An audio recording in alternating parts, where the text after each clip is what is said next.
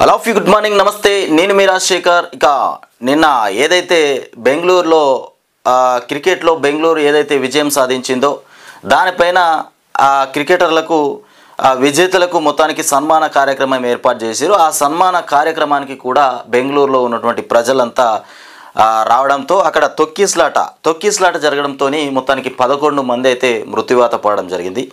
మరి ఇది అది మరీ ఘోరమైనటువంటి పరిస్థితి. ఇక ఆ సంతోషంలో ఈ విషాదకరమైనటువంటి వార్త ఇంకో రకమైనటువంటి పెను విషాదంగా చెప్పుకోవచ్చు. ఇకపోతే మొత్తానికి 18 సంవత్సరాల తర్వాత ఈ కప్పును సొంతం చేసుకోవడం జరిగింది. బెంగళూరు విజయాన్ని సాధించింది. మొత్తానికి ఆర్సీబీ సంబరాల్లో తొక్కిస్లాట జరిగినటువంటి ఘటన 11 మంది మృతి చెందారు. బెంగళూరులోని చిన్నస్వామి స్టేడియం వద్ద ఘటన చోటు చేసుకుంది. 50 మందికి గాయాలు. మృతుల్లో ఓ మహిళ, 2 చిన్నారులు కూడా ఉన్నారు. మొత్తానికి స్టేడియంలో ప్లేయర్కు సన్మాన కార్యక్రమం. ఇక 35,000 కెపాసిటీ ఉంటే 3 లక్షల మంది రాక. ఇక 3వ నంబర్ గేటు ఇక బద్దలు కొట్టి లోపలికి వెళ్లేందుకు కూడా ప్రయత్నం చేసిందంట. ఒకరిపైన ఒకరు పడిపోవడంతో తొక్కిస్లాట జరిగింది. మొత్తానికి క్షమాపణలు చెప్పినటువంటి డిప్యూటీ సీఎం డీకే శివకుమార్, అట్లాగే న్యాయ విచారణకు ఆదేశించినటువంటి సీఎం సిద్ధిరామయ్య తీవ్ర దిగ్భ్రాంతి వ్యక్తం చేసినటువంటి ప్రధాని నరేంద్ర మోదీ. మొత్తానికి ఇక్కడ విజువల్స్లో మనం చూస్తూ ఉన్నాం. ఇది వచ్చేసి చిన్నస్వామి స్టేడియం వద్ద అభిమానులపైన లాఠీ చార్జ్ చేస్తున్నటువంటి పోలీసులు. మొత్తానికి వాళ్ళను ఆపలేక పోలీసు వాళ్ళు చివరికి లాఠీ చార్జ్ చేసేటువంటి వైనానికి వచ్చేసింది. ఇక్కడ చూస్తూ ఉన్నాం. మొత్తానికి 11 మంది మృతి చెందినటువంటి ఘటన. ఇక మొత్తానికి అందులో తొక్కిస్లాట్లో ఊపిరాడక అతలాకుతలం అయిపోయినటువంటి వాళ్ళను కూడా ఇక్కడ సిబ్బంది కూడా అక్కడ ఉన్నటువంటి సిబ్బంది కూడా మొత్తానికి తీసుకొని పోతా ఉన్నారు. ఇక్కడ తొక్కిస్లాట్లో గాయపడిన వారిని ఆసుపత్రికి తరలిస్తున్నటువంటి సిబ్బంది. మొత్తానికి ఇక్కడ చూస్తున్నటువంటి విజువల్స్, ఇక్కడ మొత్తం గందరగోళం ఏర్పడింది. ఇక్కడ మనం చూస్తూ ఉన్నాం కదా, టోటల్గా అక్కడ సిచ్యువేషన్ మనం చూస్తే అర్థమైపోతుంది. మొత్తం ఇక చెల్లా చెదురుగా పడిపోయినటువంటి చెప్పులు, గేట్లు, వాళ్ళందరినీ అటు ఇటు పారదోలడానికే ఇబ్బందికరంగా మారిపోయినటువంటి సన్నివేశం. ఇకపోతే రాయల్ ఛాలెంజర్స్ బెంగళూరు విజయోత్సవ సంబరాల్లో తీవ్ర విషాదం చోటు చేసుకున్నది. బెంగళూరులోని చిన్నస్వామి స్టేడియం వద్ద బుధవారం జరిగినటువంటి తొక్కిస్లాటలో 11 మంది చనిపోయారు. వేల మంది అభిమానులు కూడా గేటు బద్దలు కొట్టి స్టేడియం లోపలికి వెళ్లేందుకు కూడా ప్రయత్నించడంతో ఈ తొక్కిస్లాట జరిగింది.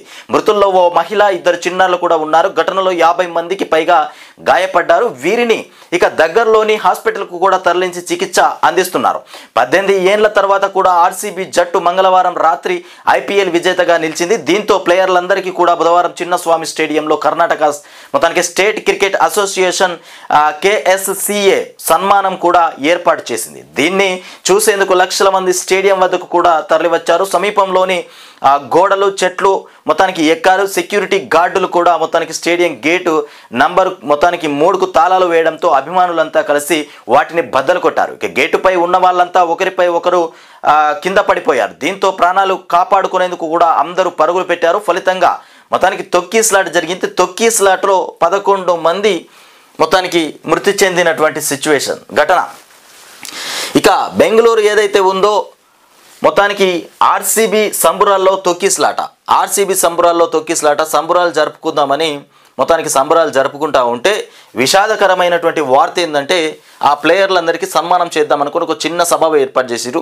ఆ సభకు వచ్చినటువంటి ప్రజలకు మొత్తానికి తొక్కిస్లాటలో 11 మంది మృతి చెందినటువంటి సిచ్యువేషన్. అందులో ముఖ్యంగా అక్కడ ఉన్నటువంటి ముఖ్యమంత్రి సిద్ధిరామయ్య కూడా మొత్తానికి దీని మీద బాధపడడం జరిగింది. అట్లాగే ఉప ముఖ్యమంత్రి అయినటువంటి డీకే శివకుమార్, అట్లాగే నరేంద్ర మోదీ కూడా దిగ్భ్రాంతి వ్యక్తం చేశారంట. మొత్తానికి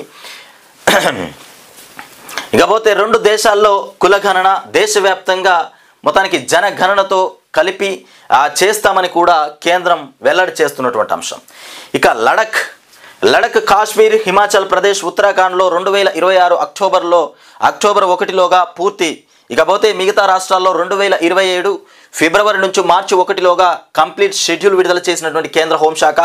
ఇక చివరిసారి 2011లో జనాభా లెక్కలు, 2021లో కరోనాతో వాయిదా, మళ్ళీ 16 ఏళ్ల తర్వాత ఇక మొత్తానికి సర్వే కూడా చేయబోతున్నామని చెప్తున్నారు. 2 దశల్లో కులగణన చేస్తారంట. దేశవ్యాప్తంగా కూడా జనగణనతో కలిపి చేస్తామని కేంద్రం వెల్లడి చేసినటువంటి అంశం. ఇక దేశవ్యాప్తంగా జనాభా లెక్కలు చేపట్టేందుకు కేంద్ర ప్రభుత్వం కసరత్తు ప్రారంభించింది. 2007లో కుల జనగణన చేపట్టనున్నట్టు మొత్తానికి కేంద్ర హోంశాఖ బుధవారం ప్రకటించింది. ఈసారి జనగణనతో పాటు కులగణన కూడా చేపట్టనున్నట్టు కూడా మొత్తానికి తెలిపింది. ఈ ప్రక్రియను 2 దశల్లో పూర్తి చేయనున్నట్టు చెప్పింది. ఇక మంచు ప్రభావిత ప్రాంతాలైనటువంటి లడఖ్, జమ్మూ కాశ్మీర్, హిమాచల్ ప్రదేశ్, ఉత్తరాఖండ్లో 2026 అక్టోబర్ 1లోగా జనగణన కులగణన పూర్తి చేస్తాం. దేశంలోని మిగతా ప్రాంతాల్లో 2027 మార్చి 1లోగా కంప్లీట్ చేస్తామని కూడా వెల్లడించింది. ఈ మేరకు షెడ్యూల్ విడుదల చేసింది. దీనిపైన ఈ నెల 16న గెజిట్ విడుదల చేయనున్నట్టు కూడా పేర్కొంది. మొత్తానికి సెకండ్ ఫేజ్, ఇక ఫైనల్ ఫేజ్, ఇక మొత్తానికి జనగణన 2027 ఫిబ్రవరిలోగా మొదలై మార్చి 1 నాటికి ముగుస్తుందని కూడా అధికారులు తెలిపారు. ఇక కాగా జనాభా లెక్కలతో పాటు నేషనల్ నేషనల్ పాపులేషన్ రిజిస్టర్ ఇక ఎన్పిఆర్ను కూడా అప్డేట్ చేస్తారా లేదా అనే దానిపైన క్లారిటీ లేదని చెప్తున్నటువంటి అంశం. ఇకపోతే బిగ్ బ్యూటిఫుల్ బిల్లుతో మొత్తానికి అమెరికా దివాలా అంటూ అమెరికాలో ట్రంప్ సర్కార్ తీసుకున్నటువంటి బిగ్ బ్యూటిఫుల్ బిల్లు పైన మొత్తానికి టెస్లా అధినేత ఎలాన్ మస్క్ మరోసారి విమర్శలు గుప్పించారు. ఆ బిల్లు ఒక చెత్త బిల్లు అని కూడా, దానివల్ల అమెరికా పైన అధిక భారం పడుతుందని తెలిపారు. దేశ ద్రవ్యలోటు కూడా మరింత పెరుగుతుందని కూడా ఆవేదన వ్యక్తం చేసినటువంటి ఎలాన్ మస్క్ మొత్తానికి బిగ్ బ్యూటిఫుల్ బిల్లుతో అమెరికా దివాలా తీస్తుందంటూ ఎలాన్ మస్క్ మొత్తానికి ఆవేదన వ్యక్తం చేశారంట ఆ బిల్లు పైన. ఇకపోతే అమెరికాలోకి డేంజర్ ఫంగస్ రవాణా చేస్తూ ఉన్నారట అమెరికాలోకి. ఫ్యూసేరియం మొత్తానికి గ్రామీణారం అనేటువంటి శాస్త్రీయ నామం గల ప్రమాదకరమైనటువంటి ఫంగస్ను అక్రమంగా రవాణా చేస్తున్నారనేటువంటి ఆరోపణతో 2 చైనా రీసెర్చ్లను కూడా అమెరికా FBI అరెస్ట్ చేసింది. ఇక ఈ ఫంగస్ గోధుమ, మొక్కజొన్న, వరి, బార్లీ అట్లాగే పంటలను నాశనం చేస్తుందని కూడా, పశువుల ఆరోగ్యానికి నష్టం చేస్తుందని కూడా అమెరికా తెలిపింది. మరి ఇంత నష్టం చేసే ఈ ఫంగస్ను మరి అమెరికాలోకి ఎందుకు పంపిస్తున్నారు నాయన? ఎందుకు తీసుకొస్తున్నారు? అమెరికాలోకి డేంజర్ ఫంగస్ రవాణా చేస్తూ ఉన్నారట. దాంతో మొక్కజొన్న అట్లాగే వరి, బార్లీ పంటలు ఇవన్నీ నాశనమైపోతాయి. అట్లాగే మనుషుల మీద కూడా ఈ ప్రయోగం, మనుషులకు కూడా ఇబ్బందే, జనాలకు ఇబ్బందే. ఇకపోతే జంతువుల పైన కూడా ఈ ప్రభావం చూపిస్తుందట. మరి అంత ఘోరమైనటువంటి ప్రభావంతో కూడుకున్నటువంటి ఈ ఫంగస్ని మరి రాష్ట్రంలోకి తరలిస్తూ ఉన్నారట. ఇక జూలై 21 నుంచి మొత్తానికి పార్లమెంటు సమావేశాలు జరగబోతున్నాయి. ఆగస్టు 12 వరకు నిర్వహించనున్నట్టు కూడా ప్రకటించిన కేంద్ర మంత్రి మొత్తానికి రిజిజు వెంటనే సమావేశాలు పెట్టాలన్నటువంటి ప్రతిపక్షాల డిమాండ్ మొత్తానికి బేఖాతరు. సమావేశాలు వెంటనే పెట్టాలని ప్రతిపక్షాలు అన్నాయంట, దాన్ని బేఖాతరు చేసినారంట. ఇక కీలక విచారణలు మొత్తానికి కొలిక్కి. క్యాబినెట్ నిర్ణయం పైన ఉత్కంఠ. దేని మీద ఉత్కంఠ? కాళేశ్వరం రిపోర్టు, రాజీవ్ యువ వికాసు, ఇందిరమ్మ ఇండ్లు, మరి దేని మీదనో మొత్తానికి ఇక కీలక విచారణలు కొలిక్కి రాబోతున్నాయంట. క్యాబినెట్ నిర్ణయం పైన ఒక ఉత్కంఠ నెలకొండబోతుందని చెప్తున్నారు. కాళేశ్వరం విజిలెన్స్ రిపోర్టు పైన నేడు మంత్రివర్గ భేటీలో పవర్ పాయింట్ ప్రజెంటేషన్. ఇక రేవంత్ రెడ్డి మొత్తానికి మంత్రివర్గ సమావేశం ఏర్పాటు చేసి కాళేశ్వరం పైన మొత్తానికి పవర్ పాయింట్ ప్రజెంటేషన్ ఇస్తాడంట. మంత్రులందరికీ కాళేశ్వరంలో జరిగినటువంటి అక్రమాలు, అవినీతి, దానిలో ఉన్నటువంటి లోపాలు ఎన్నిసార్లు చెప్తా ఉంటాడో ఈయన. ఇప్పటికీ ఈయన చాలాసార్లు మీటింగ్ పెట్టిండు. క్యాబినెట్ మీటింగ్లో కాళేశ్వరం మీద మాట్లాడిన రోజే ఉండదు నాకు తెలిసి. కేసీఆర్ పేరు తీయని రోజు ఉండదు, కాళేశ్వరం మీద మాట్లాడిన రోజు ఉండదు. మళ్ళీ కొత్తగా ఇక 9వ తారీఖున 11వ తారీఖున కేసీఆర్ ఏదైతే గోస్ విచారణకు హాజరు కాబోతుండో దాని విషయం మీద ఇవాళ మొత్తానికి క్యాబినెట్లో చర్చలు పెట్టబోతారట. కాళేశ్వరం పైన మరి ఏం మీటింగ్ పెడతారో, ఏం మాట్లాడతారో ఇక రేపు మళ్ళా వార్తల్లో చూద్దాం. మరి వీళ్ళు సీక్రెట్గా చర్చ పెట్టింది మరి మీడియాకు లీక్ చేస్తారా, చేయరా? మొత్తానికి పవర్ కమిషన్ రిపోర్టు మొత్తానికి ఫోన్ ట్యాపింగ్, ఇతర ఎంక్వైరీల పైన చర్చించే ఛాన్స్ ఉందంట. ఫోన్ ట్యాపింగ్, ఇక పవర్ కమిషన్ రిపోర్టు, ఎంక్వైరీల పైన చర్చించే ఛాన్స్ ఉందంట. ఉద్యోగుల బదిలీలకు గ్రీన్ సిగ్నల్, 1 లేదా 2 డిఏల పైన కూడా ప్రకటన చేయబోతున్నామంటున్నారు. రాజీవ్ యువ వికాసం లబ్ధిదారుల లిస్టు పైన కూడా క్లారిటీ. నేను చెప్పాను కదా, ఈ రాజీవ్ యువ వికాస్ ఆయన ఎగనామం పెట్టిరు. జూన్ 2వ తారీఖున మేము అనౌన్స్ చేస్తాం, రాష్ట్ర వ్యాప్తంగా రాజీవ్ యువ వికాస్ ఇచ్చేస్తామని చెప్పారు. ఆయన ఇవ్వడు, ఏదో ఒకటి అడ్డుపుల్లు వేస్తాడు. ఆయన వేయకపోయినా ఆయన అనుచరులతోనైనా చెప్పి అరే ఇట్లా చెయ్యిర్రా బై, చివరికి ఆయనతో ఆగిపోతాడు రాజీవ్ యువ వికాస్ అనేటువంటి ప్లాన్తోని ఈయనంగా మంచిగానే చెప్తాడు, వెనక్కి ప్లాన్లు వేస్తాడు. అట్లా ఇక మళ్ళీ ఇది ప్లాన్ మళ్ళీ మామూలు ప్లాన్ కాదు. తన కాంగ్రెస్లో ఉన్నటువంటి ఎమ్మెల్యేలే వాళ్ళ కార్యకర్తలకు వాళ్ళకు దగ్గరగా ఉన్నటువంటి వాళ్ళ పేర్లు ఎక్కిచ్చిరట. అంటే మా ఎమ్మెల్యేలే తప్పు చేసిర్రు అని ఒక తప్పుడు ప్రచారంతో రాజీవ్ వికాస్ను మొత్తం బంద్ పెట్టే ప్రయత్నం చేసిరు వీళ్ళు. అది ఇస్తారా ఇయ్యరా అనేది కూడా తెలియదు. ఇంకా ఇక దీన్ని కూడా కేసీఆర్ మీద రుద్దితే జనాలు నమ్మరని వాళ్ళ ఎమ్మెల్యేల మీదనే రుద్దిండు ఈ తప్పు పని. మా వల్లనే పేర్లన్నీ అవకతవకలైనాయి, గందరగోళం అయిపోయింది, మా నాయకుల వల్లనే అని చెప్పిండు. ఇక వానాకాల పంటల సాగు రైతు భరోసా పైన కూడా నిర్ణయాలు ఉండే అవకాశం ఉందట. మొత్తానికి ఇవాళ క్యాబినెట్ మీటింగ్ ఏదైతే పెట్టబోతుండో ఆ క్యాబినెట్ మీటింగ్లో చర్చించేటువంటి అంశాలు వచ్చేసి power commission report, phone tapping, ఇతర ఎంక్వైరీలపైన చర్చించే అవకాశం ఉంది. ఉద్యోగుల బదిలీలకు కూడా గ్రీన్ సిగ్నల్ ఇవ్వబోతున్నారట. ఇక ఉద్యోగ బదిలీలు 1-2 మొత్తానికి ఉద్యోగ బదిలీలకు సంబంధించి కూడా ఎన్ని కమిషన్లు తీసుకొని ఇక్కడోళ్ళని అక్కడికి, అక్కడోళ్ళని ఇక్కడికి పంపిస్తూ ఉంటారు. అది కూడా వాళ్ళకి మేలే. ఇక 1 లేదా 2 డిఏల పైన ప్రకటన కూడా చేస్తారంట. రాజీవ్ యువ వికాస్ ఒకటి లిస్టు పైన క్లారిటీ ఇస్తారంట. ఇక వానాకాలం పంటకు సంబంధించి దాని మీద చర్చలు కొనసాగిస్తారంట. ఇక సీతక్క వార్త చూడుర్రి, అంగన్వాడీలో బిగ్ బిర్యానీ. అంగన్వాడీలో మొత్తానికి బిగ్ బిర్యానీ అంట. సీతక్క అంగన్వాడీల పోస్టులు ఇక ఈ ఎంపీ ఎన్నికలు అయిపోగానే, ఏది ఎమ్మెల్సీ ఎన్నికలు అయిపోగానే అనౌన్స్ చేస్తాం, ప్రకటన చేస్తాం, నోటిఫికేషన్ వేస్తామని చెప్పారు. ఎక్కడ పోయింది? అంగన్వాడీ ఉద్యోగాలు ఏవైతే ఉన్నాయో ఎమ్మెల్సీ ఎన్నికలు అయిపోగానే వేస్తామని చెప్పారు. అసలు వాటి మాట లేదు, ఊసు లేదు, వేసింది లేదు. వారంలో 1-2 సార్లు మొత్తానికి వడ్డించేలా మెనూలో మార్పులో సీతక్క అంగన్వాడీలో బిగ్ బిర్యానీ. ఇక బిర్యానీలో మరి మంచి బిర్యానీ పెడితే బాగానే ఉంటుంది. అందులో కూడా మరి మాంసం ఏ రకమైనటువంటి మాంసం పెడతారో, కలుషిత మాంసం. మీరు మంచిగానే చెప్తా ఉన్నారు, కింద చక్కగా పువ్వడు పని చేస్తలేడు, పైసల కోసం పనిచేసినట్టున్నది. ఫుడ్ ఇది పెట్టుర్రా నాయన అంటే రాగానే ఇచ్చినది అమ్మేసి ఇంకో కొత్త రకమైనటువంటి ఫుడ్ తీసుకొచ్చి పెట్టే ప్రయత్నం చేస్తూ ఉన్నారు వీళ్ళు. వారంలో 1-2 సార్లు వడ్డించేలా మెనూలో మొత్తానికి ఏర్పాటు చేసిరట. బిర్యానీ ఏమో ప్రతిపాదనలు పరిశీలించాలని కూడా అధికారులకు ఆదేశాలు. టీచర్లకు కొత్త సెల్ ఫోన్లు ఇస్తాం, పని ఒత్తిడి తగ్గించేందుకు కూడా 14,000 ఖాళీలు భర్తీ చేస్తామని వెల్లడి. 14,000 ఖాళీలు గివే ఎమ్మెల్సీ ఎన్నికలు అయిపోగానే వేస్తామని చెప్పారు. ఇంతవరకు వేయలే. టీచర్లకు మళ్ళీ కొత్త సెల్ ఫోన్లు ఇస్తారట. అంగన్వాడీ టీచర్లకు కొత్త సెల్ ఫోన్లు, ఉన్న సెల్ ఫోన్లు మరి పనిచేస్తలేవా? మొత్తానికి కొత్త రకమైనటువంటి సెల్ ఫోన్స్ కూడా ఇస్తామని చెప్తా ఉన్నారు. ఎర్రగడ్డ ఏదైతే నిన్న ఎర్రగడ్డలో విషాదం చోటు చేసుకుందో అక్కడ ఫుడ్ పాయిజన్ అయిపోయింది. అరే గురుకులాల్లో ఫుడ్ పాయిజన్ అయిపోయింది, ఇంకా పోతే అక్కడ ఇక్కడ కల్తీ వ్యవహారం నడుస్తుందంటే సరే అనుకోవచ్చు. ఈ ఎర్రగడ్డల పాపం అక్కడ ఉన్న వాళ్ళే చాలా ఎట్లా వీళ్ళు మానసికంగా సరిగా లేనటువంటి వాళ్ళనే ఎర్రగడ్డలకు తీసుకెళ్తారు. అట్లాంటి వాళ్ళకు కూడా చక్కటి భోజనం పెడితే బాగుంటుంది, కానీ వాళ్ళకు కూడా కలుషిత ఆహారం పెట్టి వాళ్ళ ప్రాణాలు కూడా బలిగి ఉన్నారు వీళ్ళు. అంటే అధికారుల దగ్గర అసలు ప్రభుత్వం డబ్బులు ఇస్తలేదా? మరి ప్రభుత్వం డబ్బులు ఇచ్చినా అధికారులు భయంతో పనిచేస్తలేరా? మరి ఎందుకు ఈ ఘటన చోటు చేసుకుంది?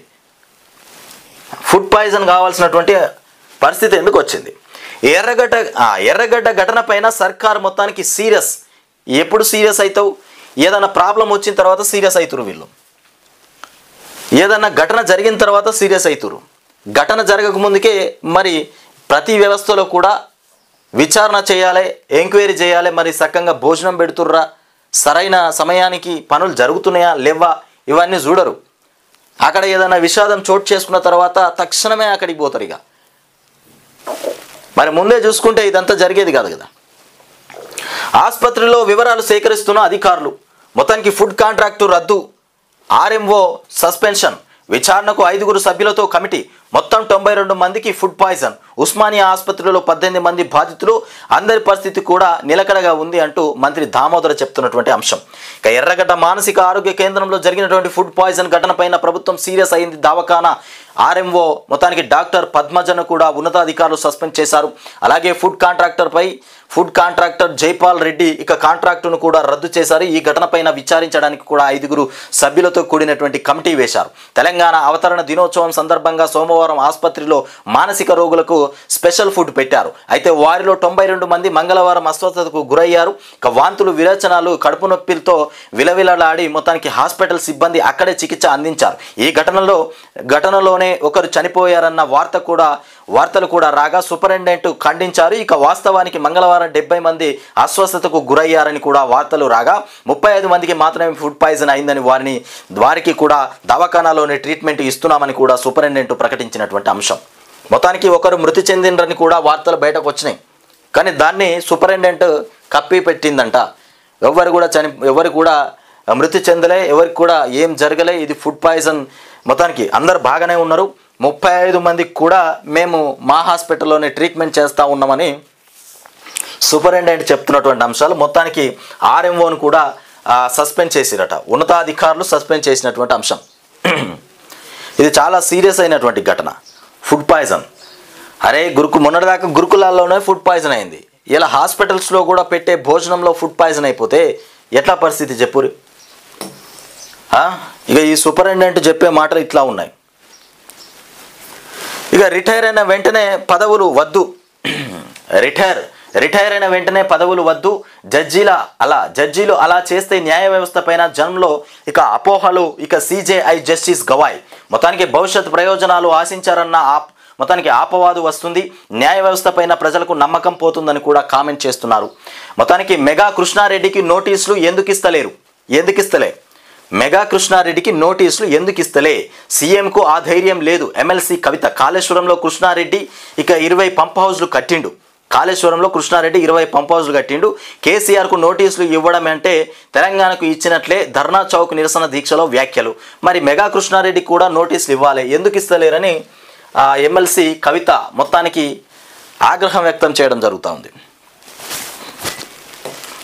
ఇక క్రికెట్ ఉత్సవాల్లో మొత్తానికి పెను విషాదం చోటు చేసుకున్నటువంటి ఘటన. మన రహదారులకు మహర్దశ. మొత్తానికి 22,000 కోట్లతో 22,000 కోట్లతోని 13,000 కిలోమీటర్ల ఉన్నతీకరణ చేపట్టబోతున్నామంటూ మారనున్న పట్టణ గ్రామీణ రోడ్లు రూపురేఖలు ఇక మొత్తానికి హామీ విధానంలో చేపట్టనున్న ప్రభుత్వం.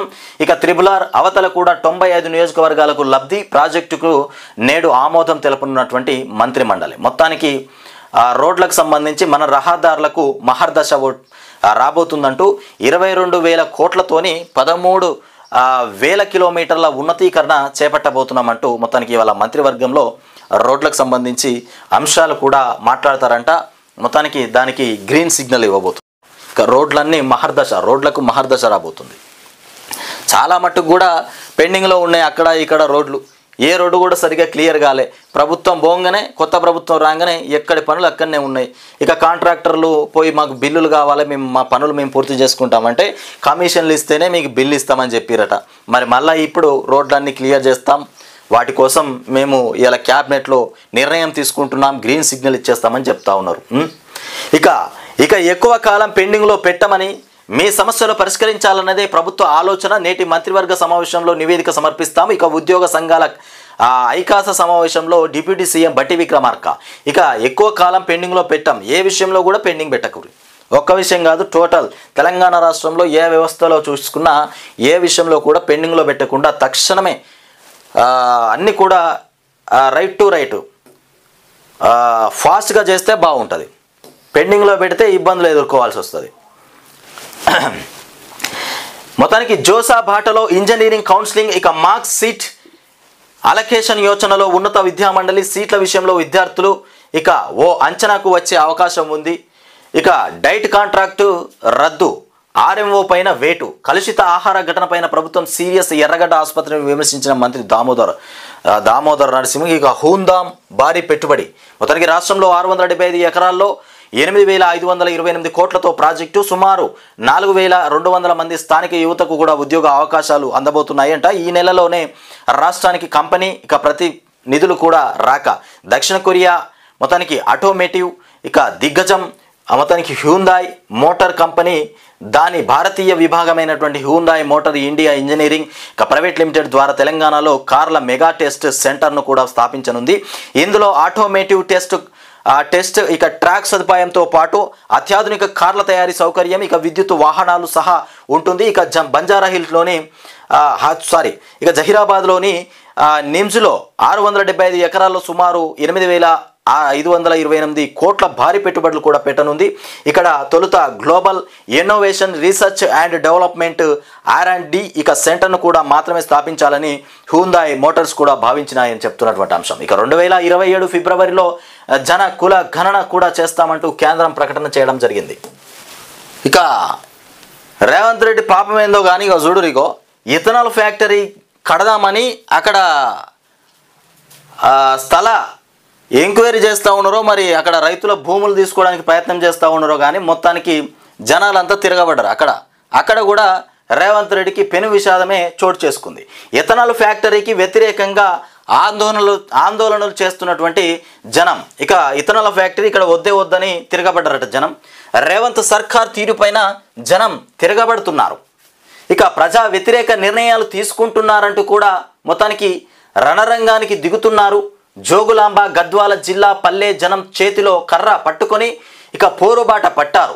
ఇథనాల్ ఫ్యాక్టరీ వద్దంటూ కూడా శాంతియుతంగా నిరసనలు తెలుపుతుంటే ప్రభుత్వం ఇక మొత్తానికి అనగదొక్కాలని కూడా చూస్తోందని ఆగ్రహం వ్యక్తం చేశారు. 10 గ్రామాల ప్రజలు ఏకమై పెద్ద ధన్వాడలోని కంపెనీ స్థలం పైన ఇక పోరుకు దిగారు. అక్కడ ఉన్నటువంటి కంటైనర్ వాహనాలను కూడా ధ్వంసం చేశారు. కంపెనీ పెడితే ఇక ఊరుకునేది లేదంటూ ప్రభుత్వానికి వార్నింగ్ ఇవ్వడం కూడా జరిగింది. మొత్తానికి ఇక కదం తొక్కినటువంటి 10 గ్రామాల ప్రజలు మొత్తానికి 10 గ్రామాలకు సంబంధించినటువంటి ప్రజలు కూడా ఈ ఇథనాల్ ఫ్యాక్టరీ వద్దంటూ మొత్తానికైతే ఆందోళనకు దిగిర్రు.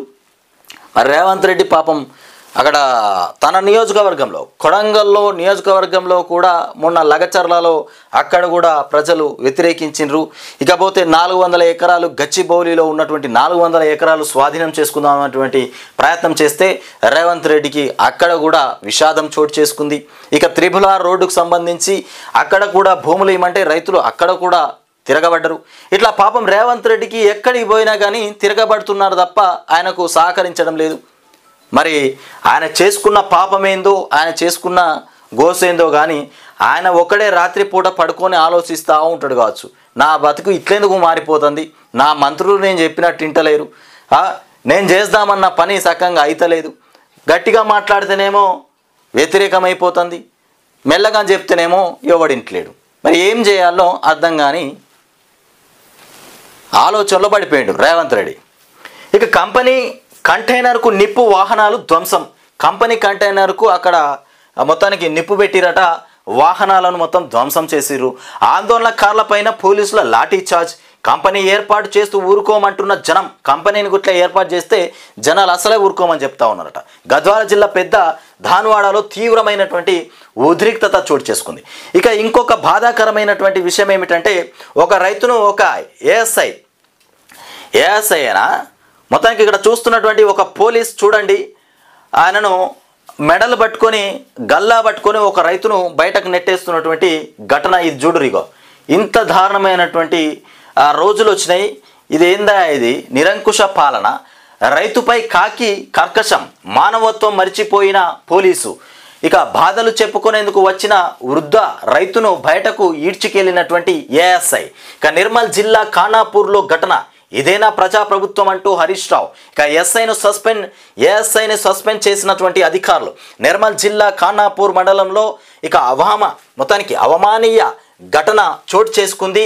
పాత ఎల్లాపూర్లో జరుగుతున్నటువంటి రైతు భూభారతి సదస్సులో తన సమస్యను చెప్పుకునేందుకు వచ్చినటువంటి ఓ రైతు పట్ల అక్కడి అధికారులు కూడా పోలీసులు అమానుషంగా ప్రవర్తించారు. తన సమస్యపై ఫిర్యాదు చేసేందుకు వచ్చినటువంటి రైతు చంద్రయ్య 90 సంవత్సరాలు ఉంటాడు. ఆయనను అధికారులతో మాట్లాడుతుండగానే మొత్తానికి ఆయన గల్ల పట్టుకొని ఆయన బట్టలు పట్టుకొని మొత్తానికి బయటకు నెట్టేస్తుండే ఏఎస్ఐ. ఇంత దుర్మార్గమైనటువంటి పోలీసు ఎందుకు ఆయన ఇంట్లో పనిచేయడం? ఇంత దుర్మార్గుడు అవసరం ఆయనే? ఇలాంటోడు వ్యవస్థలో ఉంటే చాలా డేంజర్. ఒక వృద్ధుడు పాపం, ఒక ముసలాయన 90 సంవత్సరాల ముసలాయనను పట్టుకొని బయటకు నెట్టేసే అంత పాపాత్ముడా? తన తండ్రి వయసు లేకపోతే వాళ్ళ పెద్దనాన్న వయసు ఉన్నది, ఆ రకంగానైనా ఆలోచించవచ్చు కదా. ఇక అప్పుల బాధతో రైతు ఆత్మహత్య యత్నం, త్రిబులార్లో నా భూమి పోయిందని ఇప్పుడే చెప్పాను. రేవంత్ రెడ్డికి ఎక్కడికి పోయినా పెను విషాదం. త్రిబులార్లో మొత్తానికి నా భూమి పోయిందని, అప్పుల బాధ మొత్తానికి నా భూమి పోయిందని ఒక రైతు ఆత్మహత్యకు పాల్పడ్డాడంట.